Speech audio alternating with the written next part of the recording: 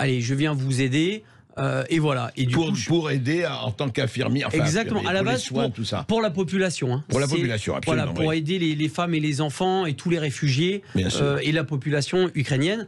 C'était quand vous êtes parti quand Là, je suis revenu il y a une dizaine de jours. D'accord. Donc, et vous avez passé 16 jours. 16 jours, exactement. Tout à fait, en 2 fois. C'est ça, en 2 fois, c'est ça. Et vous étiez à Kiev, vous étiez où? Enfin, j'ai fait Kiev, Boutcha, le fameux Boutcha. Boutcha dont tout le monde parle. Oui. Voilà, où tout le monde parle. Nous, principalement, juste pour rappeler ce qu'on faisait, c'est donc des transports d'équipements médicaux et des médicaments vers des hôpitaux précaires et aussi sur les orphelinats. Parce qu'il y a des orphelinats. Vous avez eu des choses assez terribles, je crois. Tout à fait. Alors, je vais assumer totalement ce que je vous dis. Moi, sur place, j'ai été témoin de crimes de guerre. J'ai vu beaucoup de crimes de guerre. Les seuls crimes de guerre que j'ai vus pendant les jours où j'étais sur place ont été perpétrés par des militaires ukrainiens. Et non pas par des militaires russes. Ce qui ne veut pas dire... Ce qui ne veut pas dire exactement, j'allais y venir, qu'il n'y a pas de crimes de guerre russes, mais il y en a aussi au niveau ukrainien. Vous avez assisté... Et on n'en parle pas. Ouais. C'est ça, moi. Quand je suis rentré en France, j'ai été extrêmement choqué, même des personnes qui sont invitées sur les plateaux télé à droite à gauche. 80% de ces personnes-là ne sont pas allées au moment où il y a la guerre et se permettent de parler, etc. Ça m'insupporte. Parce que entre ce que je vois et ce que j'entends sur les plateaux télé et ce que j'ai vu sur place, il y a une autoroute. Pour moi, c'est abominable. Je vais par exemple parler des militaires Azov. Les militaires Azov, à la base... Mais vous avez vu où ils sont partout? Ils sont partout. Ah, pas seulement à Azovstal, ou etc. Même à Lviv. Ils sont même à Lviv, à l'ouest. Ils ont leur scratch, avec vous savez, le beau scratch néo-nazi. Ça se tient aussi à le dire. Pour moi, ce qui me choque énormément, c'est que l'Europe donne quand même de l'armement à des militaires, pour moi, néo-nazis, avec un sigle néo-nazi. On n'en parle pas, il suffit de regarder. C'est un ancien sigle SS qui est brandi partout en Ukraine. Et ça pose, on le voit partout. Partout. Et ça ne pose aucun problème. Moi, j'ai travaillé avec ces gens-là, je leur ai donné des médicaments, etc. Vous savez quelles étaient leurs conversations devant moi? Parce que je comprends un petit peu l'ukrainien et le russe, et beaucoup parlent anglais. Ils rigolaient de se dire que s'ils croisaient des juifs ou des noirs, qui les dépècerait. Ah, carrément. Voilà ce qu'ils disaient devant vous. Voilà ce qu'ils disaient devant moi, et c'était leur conversation qui les faisait vachement rigoler. Voilà ce qu'ils disaient sur les juifs et sur les noirs. Et qu'est-ce que vous avez vu? Vous dites que vous avez... J'ai vu donc des militaires russes qui ont été capturés et qui ont été donc du coup déjà bien malmenés et qui ont été, on va dire, attachés.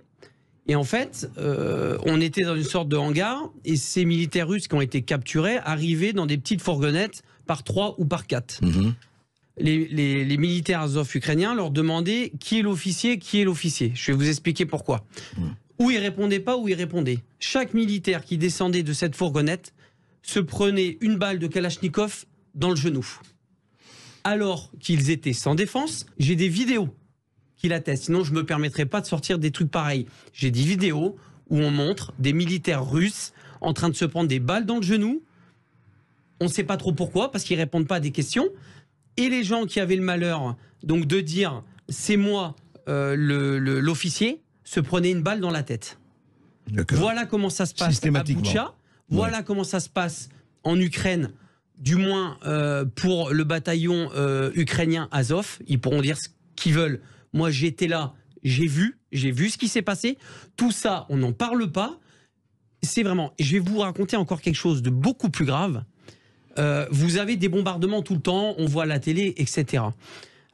J'ai vu donc des journalistes américains. Il y a des bombardements qui atterrissent dans un petit parc que vous avez dû voir à côté de Boutcha, entre Boutcha, à l'est de Boutcha. D'accord. Et ces Américains donc font une vidéo et disent ben voilà, c'est les bombardements russes, ça atterrit dans un parc, c'est inadmissible et tout. Je vais les voir, je dis mais pourquoi vous dites ça, etc. et tout. Ah, on m'a dit mais c'est pas grave, ça fera des images. Et vous savez ce que c'était ces bombardements? En fait, vous avez des petits obus des petits obus.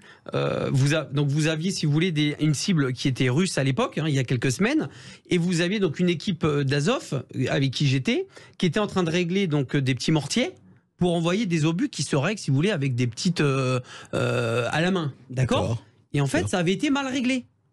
Et ça arrive une fois sur deux, une fois sur trois. Donc ces obus, au lieu d'atterrir à 100 mètres plus loin où il y avait justement les militaires ou du matériel russe, atterrit dans le petit parc. Et on fait passer ça pour des bombardements russes. Pourquoi on ne parle pas de ça? Et donc tous les bombardements, toutes les bombes, tous les obus qui atterrissent à Boutcha, à Kiev, etc., c'est du russe. Il faut arrêter. Oui, il faut un petit peu réfléchir. Il y a des deux côtés, les crimes se font des deux côtés. Mais bien sûr, et encore autre chose. Et là, je vais enfoncer le clou, mais c'est pas grave, j'en assumerai les conséquences. J'étais à Lviv, j'étais à l'hôtel, il y a eu des bombardements. J'étais à 500 mètres d'un missile qui atterrit, où je dormais, tout a pété, les glaces, etc. Je vais tout de suite sur place, et en fait, on s'aperçoit que les 5 missiles, il y a 4 missiles qui ont tapé des dépôts d'armement. Des dépôts d'armement qui venaient d'Europe, qui avaient été stockés à Lviv en attente que ça soit amené à Kiev et dans des unités. Vous savez où est-ce qu'il les stocke, l'armement qui arrive d'Europe? Eh bien, il les stocke dans des locaux et dans des maisons civiles.